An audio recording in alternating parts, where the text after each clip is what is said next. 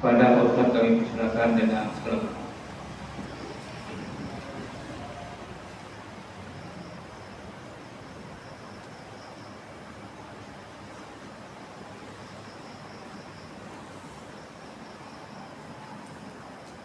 Bismillahirrahmanirrahim. Assalamualaikum warahmatullahi wabarakatuh. Waalaikumsalam warahmatullahi wabarakatuh. Alhamdulillahilladzi an'amana bi ni'matil iman wal islam. Asyhadu an la ilaha illallah wa la syarika lah wa asyhadu anna Muhammadan 'abduhu wa rasuluh. Allahumma shalli wa sallim wa barik ala sayyidina Muhammad wa ala alihi wa sahbihi ajma'in, amma ba'd. فقال الله تعالى في القرآن الكريم: أعوذ بالله من الشيطان الرجيم. بسم الله الرحمن الرحيم. إنا أعطيناك الكوثر فصل لربك وانحر إن شانئك هو الأبتر. صدق الله العظيم. Bersyukur kita kepada Allah Subhanahu wa taala dengan ucapan alhamdulillahirabbil alamin, bersalawat kepada Rasulullah dengan sama-sama mengucapkan Allahumma shalli ala sayyidina Muhammad wa ala ali sayyidina Muhammad. Yang kami hormati Bapak Pengurus Musalla dan Bapak Ibu jamaah Musalla An-Nabawi yang hadir pada malam hari ini. Kajian kita pada malam hari ini tema adalah, karena masih berkaitan dengan nuzul Quran, adalah berteman dengan Al-Quran. Kenapa kita harus berteman dengan Al-Quran? Karena alasannya kata Nabi, Iqra'ul Quran fa innahu ya'ti yawmal qiyamah li ashabih. Bacalah Al-Quran, karena Al-Quran itu akan datang untuk menolong sahabatnya. Sahabat itu tentu orang yang dikenal. Tiba-tiba kita ada orang datang ke rumah, pokok pintu, Assalamualaikum. Waalaikumsalam. Sahabat lama, kita kenal tidak? Semua tidak. Kira-kira mengaku atau tidak? Tentu tidak, karena tak kenal, ya kan? Dan mengapa sekali lagi kita harus bersahabat dengan Al-Quran? Karena Bapak Ibu rahmati Allah Subhanahu wa taala, suka tidak suka, siap tidak siap, siapapun kita, pasti statusnya nanti adalah almarhum atau almarhumah. Itu status terakhir. Nah, profesor, doktor, haji, bertitil banyak belakang, tinggal disingkat almarhum. Lalu yang menemani kita siapa? Ya tak ada yang lain. Tak ada orang lain. Sayang betul suami dan istri. Mohon maaf, sayang betul. Jangankan anak besar dulu, anak belakangan dulu. Sayang betul suami dan istri. Kalaulah terpisah roh dari jasad itu, sayang sudah mulai hilang.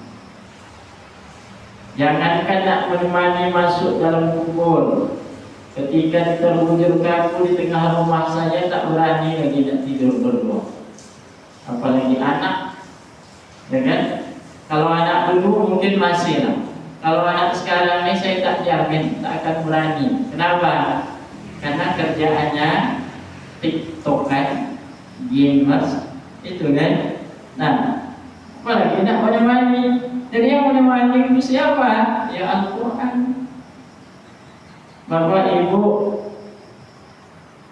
kira-kira hari hujan lebat, petir ribut datang, tiba-tiba lampu mati, dalam kamar sendiri orang tidak ada, bunyi anjing menggonggong di atas rumah, bunyi macam-macam. Saya rasa lah, mungkin agak menangis waktu itu, karena takut, ya kan? Bayangkanlah dalam kubur itu tak ada yang nak menemani kita. Siapa yang menemani kita? Ini yang menemani kita adalah mulku wa huwa ala kulli syai'in. Amalkan setiap selesai salat Isya baca Al-Quran surah Al-Mulk. Amalkan. Sempat-sempatkan baca Quran, jangan tak sempat. Apalagi di Ramadan juga Bapak Ibu, inilah kesempatan. Terus terang, inilah kesempatan. Kalau di Ramadan ini juga kita tak sempat tak baca Quran, rasa-rasanya kalau bulan lain itu jarang saya sampaikan. Saya pribadi aja, saya cerita pribadi. Saya tuh kalau di rumah tuh paling telat baca Quran itu dalam satu hari itu mungkin paling banyak 50 ayat. Itu paling banyak, ya. Tapi kalau Ramadan ini Bapak Ibu, saya tuh, saya bukan mewakilkan aman, tapi memang kebiasaan saya. Masuk kantor itu jam 8, saya datang tuh ke kantor itu jam 6.30 sudah datang. Walaupun kantor belum buka, saya uduk, setelah uduk, kadang uduk dari rumah, di masjid, duduk, salat duha, 2-4 rakaat, setelah itu baca Quran. Tak sadar itu 3 jam, 4 jam baca Quran, nikmatnya. Tapi kalau bulan lain itu tak bisa. Jadi maka kita manfaatkan betul, karena Ramadan ini tak bisa terpisah dari Al-Quran. Kakak tadi malam diperingati nuzul Quran, karena 3 hal ini tak bisa dipisahkan. 1 Al-Quran, 2 Ramadan, yang ketiga salat. Maka saya sering sampaikan, kalau ada mohon maaf nih, orang puasa, salat tapi tak baca Quran, dia tidak berkepala, orangnya tak ada kepala. Ada orang puasa, tak baca Quran, tak salat, tak berkepala dan tak berbadan, kaki saja. Maka kita baik-baik dengan Al-Quran bersama, baca Al-Quran. Tak dapat rasanya satu hari itu ditargetkan itu 1 juz, minimal setengah juz. Tak dapat setengah juz, 2 halaman. Tak dapat 2 halaman, 2 ayat. Tak dapat juga 2 ayat, minimal. Ini minimal. Ya, kalau ini juga tak bisa juga, saya tak tahu lagi. Minimal tengok Al-Quran. Ada juga. Karena gini Bapak Ibu, hati-hati. Kalau hari itu rasanya hati kita ini tak bisa komunikasi dengan Al-Quran, artinya apa?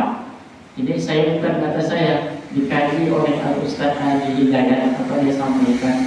Kalau ada orang hari itu rasanya dia putus komunikasi dengan Al-Quran, tak ada hari itu baca Al-Quran, menengok Al-Quran itu tak ada, berarti hari itu Allah sedang meninggalkan dia. Bu, Pak, kita kalau ditinggalkan istri, insya Allah masih selamat. Kita kalau ditinggalkan suami, insya Allah. Anak kalau ditinggalkan istri dan ibunya, insya Allah masih hidup.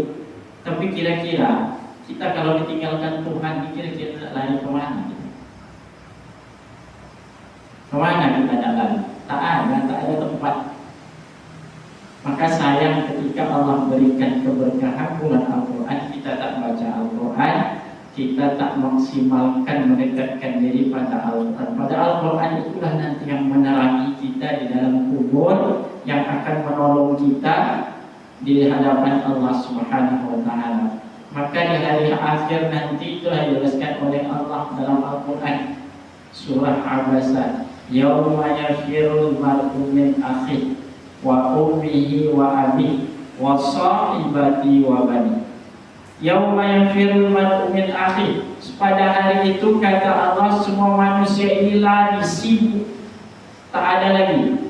Yauma yafirul mar'u min akhihi wa ummihi wa abihi, orang tua tak bisa lagi nak nolong anaknya, tak bisa lagi sayang apalagi anak. Apalagi anak. Wa ummihi wa abihi wa sahibati wa bani, dekat betul sahabat tak ada, apalagi sahabat dengan manusia. Sahabat dengan manusia ini kadang-kadang selagi ada dia mau dekat ya. Kalau dia tak mau lagi dengan kita, dah. Tak ada yang baik sahabat dengan manusia. Sahabat dengan atasan, ketika dia punya pangkat, baik dia dengan kita. Dan tak ada lagi awak dah ditendangnya. Begitulah sahabat dengan manusia. Tapi dengan Al-Quran tidak. Insya Allah Maka Bapak Ibu, saya sampaikan rahasia satu. Ya. Nah, kenapa Ramadan itu dijadikan bulan paling mulia? Karena Ramadan itu adalah di situ turunnya Al-Quran. Maka segala sesuatu yang berkaitan dengan Al-Quran pasti akan dimuliakan oleh Allah. Yakin? Maka kita masih ada kesempatan baca Al-Quran. Sempat aja. Jangan terlalu banyak alasan. Dunia ini kalau tak dikejar tak akan selesai. Yakin? Tak selesai. Dari satu ke satu. Dulu dari motor membayangkan berapa enaknya naik mobil. Dapat mobil agak jelek, jadilah. Dah dapat mobil, nengok mobil lain lewat, mikir lagi, kalau dapat mobil ini alangkah enaknya. Dah dapat mobil itu, bayang lagi, kalau dapat ini. Padahal tak mikir, akhir tahun nanti bayar pajak tak bisa. Tak selesai dunia ini. Maka yang menyelesaikan itu apa? Dekatlah dengan Al-Quran. Karena dengan Al-Quran itulah bisa mengobati segala sesuatu. Ke hati kita ini terlalu dunia, hanya dengan Al-Quran. Wa nunazzilu minal Qur'ani ma huwa shifaa, kata Allah. Al-Quran itu diturunkan untuk obat. Yakin Bapak Ibu Al-Quran itu untuk obat? Saya yakin. Nah, saya cerita sedikit Bapak Ibu. Saya 2015 kaki ini dah mulai payah nak duduk berdiri. 2023 kena COVID. Kemarin 1 bulan. Setelah itu ngedrop, tak bisa nak dari rukuk nak berdiri payah.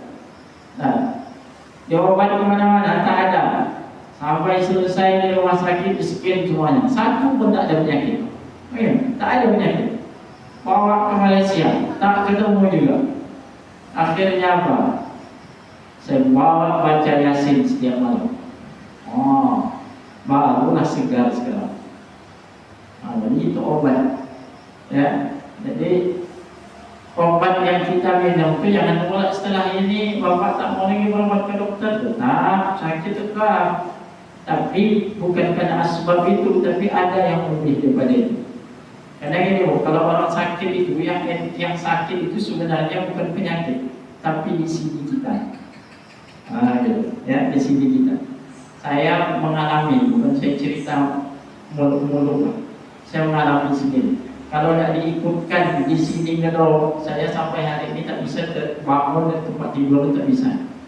Tapi apa? Timbul semangat. Ya Allah, kuatkan iman. Makanya ketika saya umrah, saya minta satu aja dengan Allah. Ya Allah, apa kata saya doa saya? Ya Allah, aku ni sakit. Aku minta sehat ya, tapi aku khawatir kalau aku sehat nanti aku mungkin salat tak khusyuk seperti aku sakit. Nah, aku minta cuma satu ya Allah. Kalau sehat itu aku dekat dengan kau beri sehat. Tapi kalau dengan penyakitnya aku rasanya lebih dekat dengan kau, beri terus aku penyakit. Cuma aku minta satu, jadikan penyakit ini nikmat. Ternyata Bapak Ibu luar biasa. Makanya mungkin orang kalau nengok saya itu kesian, tapi saya santai aja. Saya nikmati. Macam sholat lah, sholat isya umpamanya 4 rakaat.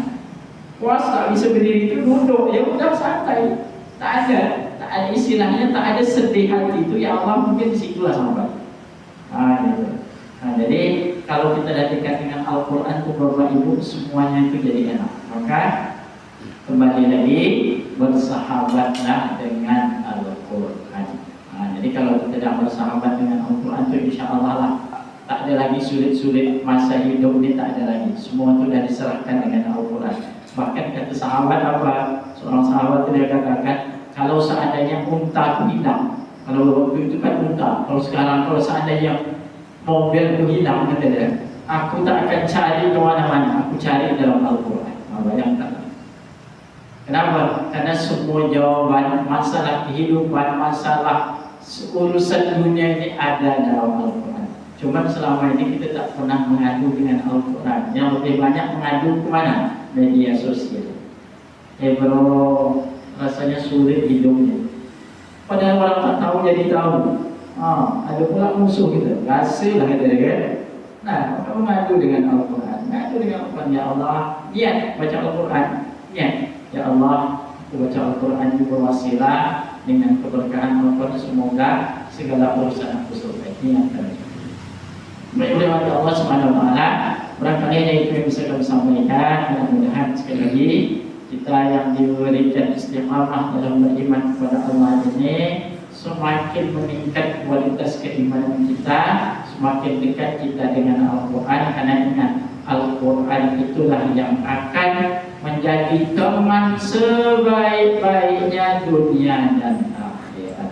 Demikian, subhanallah wa bihamdika, asyhadu an la ilaha illa anta, astaghfiruka wa atubu ilaik. Assalamualaikum warahmatullahi wabarakatuh. Waalaikumsalam warahmatullahi wabarakatuh.